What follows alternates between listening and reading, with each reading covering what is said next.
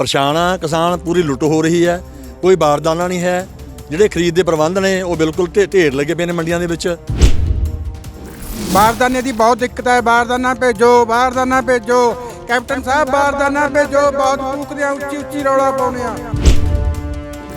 ਜਿਹੜੀਆਂ ਕੋਈ ਮਾੜੀਆਂ ਮੋਟੀਆਂ ਖਰੀਦੀਆਂ ਗਈਆਂ ਨੇ ਉਹਦਾ ਇੱਕ ਵੀ ਹਾਲ ਤੱਕ ਕਿਸੇ ਕਿਸਾਨ ਨੂੰ ਜਿਹੜੀ ਉਹ ਕਿਸੇ ਬੈਂਕ ਵੱਲੋਂ ਜਾਂ ਆੜ੍ਹਤੀ ਵੱਲੋਂ ਹਲੇ ਕੋਈ ਪੇਮੈਂਟ ਨਹੀਂ ਹੋਈ। ਜਿਵੇਂ ਹੁਣ ਮੋਦੀ ਸਰਕਾਰ ਨੇ ਖੱਟੜ ਸਰਕਾਰ ਨੂੰ ਹਦਾਇਤਾਂ ਕੀਤੀਆਂ ਵੀ ਤੁਸੀਂ ਕਿਸਾਨਾਂ ਨੂੰ ਇੱਥੋਂ ਉਠਾਓ ਦਿੱਲੀ ਦੇ ਬਾਰਡਰਾਂ ਤੋਂ, ਉਹ ਜੋ ਅਸੀਂ ਬਿਲਕੁਲ ਬਰਦਾਸ਼ਤ ਨਹੀਂ ਕਰਾਂਗੇ। ਇਹ ਗੱਲ ਮੋਦੀ ਸਰਕਾਰ ਨੂੰ ਸਮਝ ਲੈਣਾ ਚਾਹੀਦਾ। ਜੇ ਉੱਥੋਂ ਜ਼ਬਰਦਸਤੀ ਕੋਈ ਕਾਰਵਾਈ ਕੀਤੀ ਤਾਂ ਉਹਦਾ ਕਿਸਾਨ ਡਟ ਕੇ ਵਿਰੋਧ ਕਰਨਾ।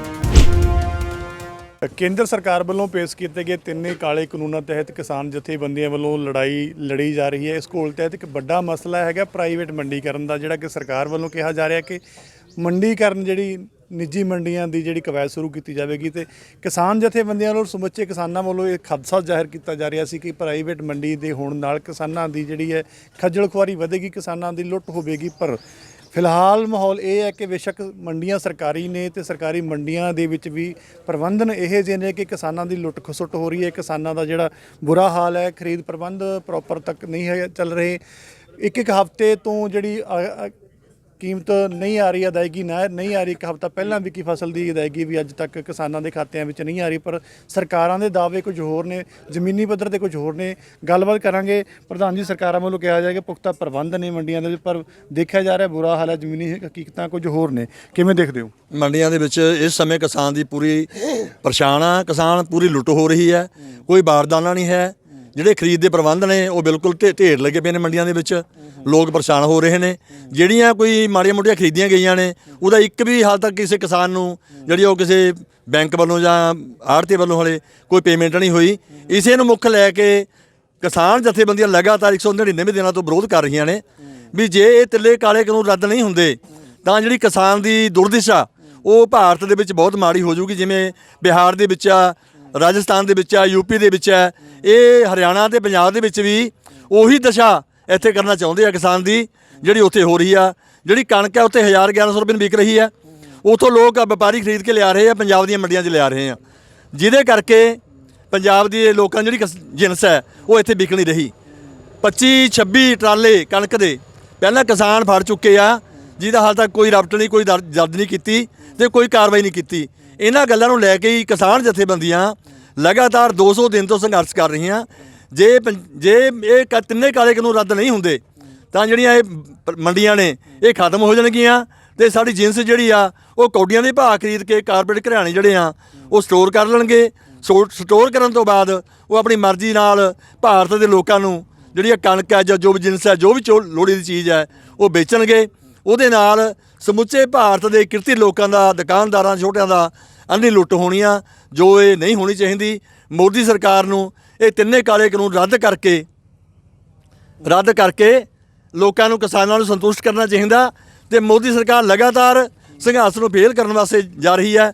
ਜਿਵੇਂ ਹੁਣ ਮੋਦੀ ਸਰਕਾਰ ਨੇ ਖੱਟੜ ਸਰਕਾਰ ਨੂੰ ਹਦਾਇਤਾਂ ਕੀਤੀਆਂ ਵੀ ਤੁਸੀਂ ਕਿਸਾਨਾਂ ਨੂੰ ਇੱਥੋਂ ਉਠਾਓ ਦਿੱਲੀ ਦੇ ਬਾਰਡਰਾਂ ਤੋਂ, ਉਹ ਜੋ ਅਸੀਂ ਬਿਲਕੁਲ ਬਰਦਾਸ਼ਤ ਨਹੀਂ ਕਰਾਂਗੇ।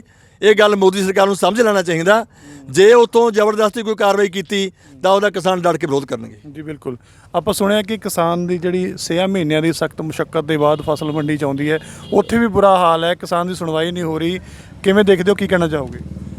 ਇਸ ਵੇਲੇ ਮੰਡੀਆਂ ਦੇ ਵਿੱਚ ਸਭ ਤੋਂ ਵੱਡੀ ਦਿੱਕਤ ਹੈ ਜੀ ਉਹ ਜਿਹੜੀ ਬਾਰਦਾਨੇ ਦੀ ਹੈ।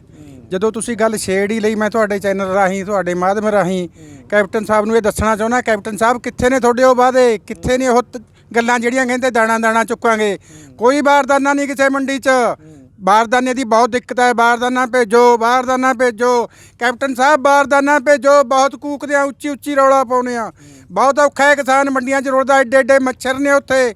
ਕੋਈ ਕਿਸਾਨ ਦੀ ਕਣਕ ਨਹੀਂ ਜੁਖਾਈ ਨਹੀਂ ਹੋ ਰਹੀ, ਕੋਈ ਭਰਾਈ ਨਹੀਂ ਹੋ ਰਹੀ। ਔਰ ਮੈਂ ਤਾਂ ਇਹੀ ਫੇਰ ਬਾਰ-ਬਾਰ ਇਹੀ ਗੱਲ ਕਹੂੰ ਕੈਪਟਨ ਸਾਹਿਬ, ਨਾ ਤਾਂ ਪਾਣੀ ਮਿਲਦਾ ਪੀਣ ਨੂੰ ਉੱਥੇ, ਨਾ ਹੀ ਕੋਈ ਰਹਿਣ ਦਾ ਪ੍ਰਬੰਧ ਹੈ ਉੱਥੇ, ਨਾ ਕੋਈ ਸਾਡੀ ਜਿਹੜੀ ਵਿਕੀ ਹੋਈ ਕਣਕ ਹੈ ਪਹਿਲਾਂ ਥੋੜ੍ਹੀ ਬਹੁਤ ਜੋਗੀ ਉਹਦੀ ਕੋਈ ਪੇਮੈਂਟ ਪਈ ਹੈ। ਪਰ ਮੈਂ ਫੇਰ ਇਹੀ ਗੱਲ ਕਹੂੰ ਕੈਪਟਨ ਸਾਹਿਬ, ਬਾਰਦਾਨਾ ਭੇਜੋ, ਬਾਰਦਾਨਾ ਭੇਜੋ, ਬਾਰਦਾਨਾ ਭੇਜੋ। ਬਿਲਕੁਲ ਜੀ, ਬਾਰਦਾਨੇ ਦੀ ਮੰਗ ਕੀਤੀ ਜਾ ਰਹੀ ਹੈ, ਪਰ ਮੰਡੀਆਂ ਦੇ ਜਿਹੜੇ ਪ੍ਰਬੰਧ ਨੇ ਨਾਕਸ਼ ਨੇ, ਪੀਣ ਵਾਲਾ ਪਾਣੀ ਨਹੀਂ, ਕੋਈ ਹੋਰ ਸਹੂਲਤ ਨਹੀਂ, ਬੁਰਾ ਹਾਲ ਹੈ, ਕਿਸਾਨਾਂ ਦੀ ਖੱਜਲ ਖੁਆਰੀ ਹੋ ਰਹੀ ਹੈ। ਕਿਵੇਂ ਦੇਖਦੇ ਹੋ? ਹਾਂਜੀ, ਇਹ ਮੈਂ ਵੀ ਕੱਲ੍ਹ ਉਹਦੇ ਕਣਕ ਲੈ ਕੇ ਆਇਆ ਸੀ। ਉੱਥੇ ਮੈਂ ਪਾਣੀ ਪੀਣ ਲੱਗਿਆ, ਪਾਣੀ ਬਿਲਕੁਲ ਹੀ ਤੱਤਾ। ਮੈਂ ਪੁੱਛਿਆ ਮਾਂ ਵੀ ਪਾਣੀ ਠੰਡਾ ਨਹੀਂ ਹੈਗਾ? ਕਹਿੰਦੇ ਜੀ ਪਾਣੀ ਠੰਡਾ ਨਹੀਂ ਪੀਣਾ ਚਾਹੀਦਾ, ਸਮਕਾ ਮਖੌਲ ਕੀਤੇ ਜਾਂਦੇ ਨੇ ਉੱਥੇ।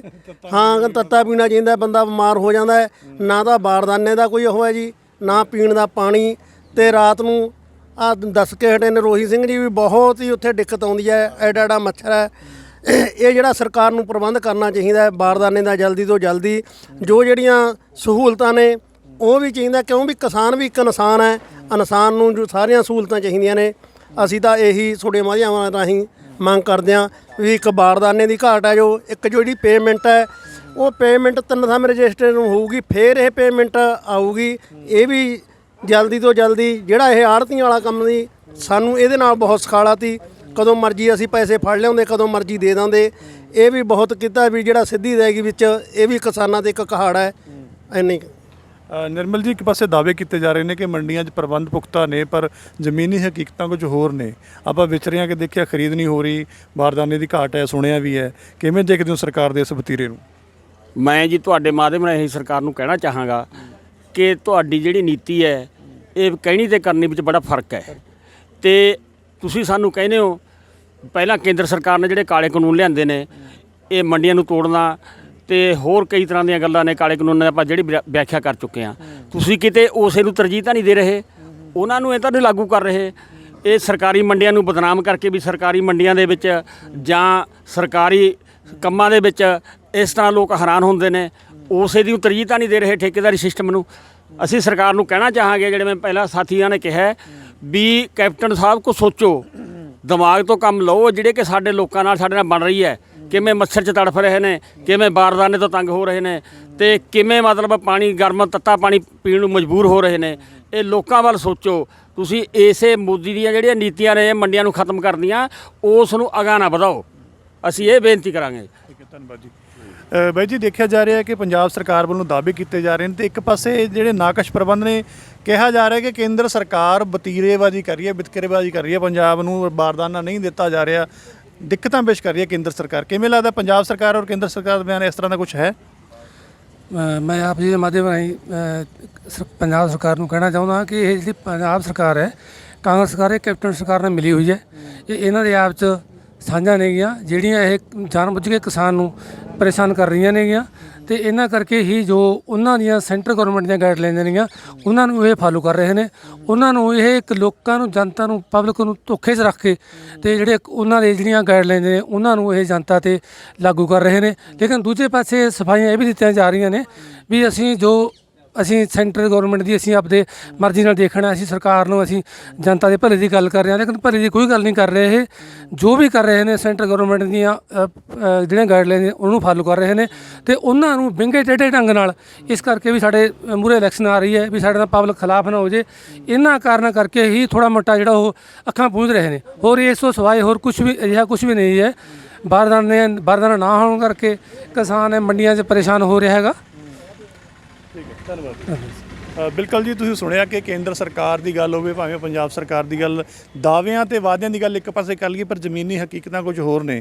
ਜਿੱਥੇ ਪੰਜਾਬ ਸਰਕਾਰ ਵੱਲੋਂ ਕਿਹਾ ਜਾ ਰਿਹਾ ਹੈ ਕਿ ਮੰਡੀਆਂ ਦੇ ਪੁਖਤਾ ਪ੍ਰਬੰਧ ਨੇ, ਪਰੰਤੂ ਕਿਸਾਨਾਂ ਦੀ ਗੱਲ ਕਰੀਏ, ਆੜ੍ਹਤੀਆਂ ਦੀ ਗੱਲ ਕਰੀਏ ਜਾਂ ਮਜ਼ਦੂਰਾਂ ਦੀ ਗੱਲ ਕਰੀਏ ਤਾਂ ਹਰ ਵਰਗ, ਤਿੰਨੇ ਵਰਗਾਂ ਦੀ ਗੱਲ ਕਰੀਏ ਤਾਂ ਖਫਾ ਹੈ ਸਰਕਾਰ ਦੀ ਕਾਰਗੁਜ਼ਾਰੀ ਤੋਂ। ਮੰਡੀਆਂ ਦੇ ਵਿੱਚ ਬੁਰੇ ਹਾਲ ਨੇ, ਬਾਰਦਾਨੇ ਦੀ ਘਾਟ ਕਰਕੇ ਜਿਹੜੇ ਕਣਕ ਦੇ ਅੰਬਾਰ ਮੰਡੀਆਂ ਵਿੱਚ ਦੇਖਣ ਨੂੰ ਮਿਲ ਰਹੇ ਹਨ। ਦੂਜੇ ਪਾਸੇ ਜਥੇਬੰਦੀਆਂ ਦਾ ਮੰਨਣਾ ਹੈਗਾ ਕਿ ਪੰਜਾਬ ਸਰਕਾਰ ਵੀ ਕਿਤੇ ਨਾ ਕਿਤੇ ਜਾ ਕੇ ਕੇਂਦਰ ਸਰਕਾਰ ਦੀ ਪੈੜ ਵਿੱਚ ਪੈੜ ਧਰਦਿਆਂ ਹੀ ਕਿਸਾਨਾਂ ਨੂੰ ਜਿਹੜੀ ਪਰੇਸ਼ਾਨੀ ਦੇ ਆਲਮ ਵਿੱਚ ਲਿਜਾਣ ਲਈ ਆਪਣੀਆਂ ਜਿਹੜੀਆਂ ਨੀਤੀਆਂ ਅਪਣਾ ਰਹੀ ਹੈ, ਤਾਂ ਜੋ ਕਿਤੇ ਨਾ ਕਿਤੇ ਜਾ ਕੇ ਜਥੇਬੰਦੀਆਂ ਦਾ ਮੰਨਣਾ ਹੈ ਕਿ ਉਸ ਸੰਘਰਸ਼ ਨੂੰ ਤਾਰ ਪੀੜੋ ਕਰਨ ਦੀਆਂ ਗੱਲਾਂ ਬਾਤਾਂ ਕੀਤੀਆਂ ਜਾ ਰਹੀਆਂ ਨੇ। ਪਰ ਫਿਲਹਾਲ ਕਿਸਾਨ ਜਥੇਬੰਦੀਆਂ ਡਟੀਆਂ ਹੋਈਆਂ ਨੇ। ਪੰਜਾਬ ਦੇ ਵਿੱਚ, ਦਿੱਲੀ ਦੇ ਵਿੱਚ ਬਾਰਡਰਾਂ ਦੇ ਉੱਤੇ ਕਿਸਾਨ ਸੰਘਰਸ਼ ਜਾਰੀ ਹੈ ਔਰ ਦੇਖਣ ਵਾਲੀ ਗੱਲ ਹੋਵੇਗੀ ਆਉਣ ਵਾਲੇ ਦਿਨਾਂ ਦੇ ਵਿੱਚ ਪੰਜਾਬ ਸਰਕਾਰ ਤੇ ਕੇਂਦਰ ਸਰਕਾਰ ਕਿਸ ਰਸਤੇ ਤੇ ਤੁਰਦੀ ਹੈ। ਕੈਮਰਾ ਪਰਸਨ ਸੁਖੀ ਸ਼ਰਮਾ ਦੇ ਨਾਲ ਪਰਮਜੀਤ ਸਿੰਘ ਲੱਡਾ, ਸੰਗਰੂਰ। E5 ਚੈਨਲ ਪੰਜਾਬੀ ਹੁਣੇ ਸਬਸਕ੍ਰਾਈਬ ਕਰੋ, ਬੈਲ ਆਈਕਨ ਤੇ ਕਲਿੱਕ ਕਰੋ।